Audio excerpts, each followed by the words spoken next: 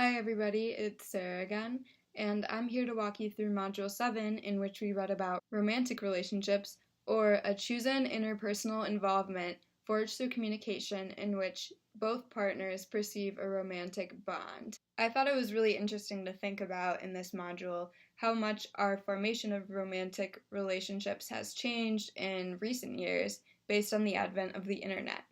In the modern world, we use online dating often to meet our romantic partners. This creates a unique situation where on web pages we have to quickly assess a person based on what they portray on their profile. One dating site that is really big in the United States and across the Western world is Tinder. So I found this really interesting article written by Business Insider, which you can find in the link below, that talked about statistics regarding Tinder in 2018 and use in the United States. So a quote from that article said, "Fewer people are frequenting bars, nightclubs, and other places in which courtship would traditionally take place," which just goes to show what we learned about in this chapter, how much that romantic relationship formation has changed in recent years. I think what we learned about in this module could explain some of that popularity behind Tinder in the United States and other Western countries. So we learned about the foundations of romantic attraction. One of those is proximity, in which we learned about the mere exposure effect, in which you are more likely to feel attracted to those with whom you have frequent contact. Now this is interesting because Tinder is based around simply physical proximity and location, and so that satisfies that requirement of romantic attraction. These are all people that you may interact with in everyday life and can easily get together with. So another element of romantic attraction is physical attractiveness, and this is really prominent in Tinder because a lot of people will just swipe left or right based on the pictures alone and physical attractiveness alone. We learned about an interesting phenomenon called the matching phenomenon, in which we tend to form long-term romantic relationships with people we judge as similar to ourselves in physical attractiveness, so maybe on the same level to ourselves.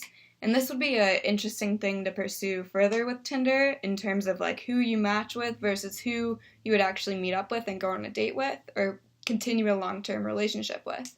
Most people would swipe right based on physical attractiveness alone, since that's the most upfront feature on Tinder. Another foundation of romantic attraction is similarity.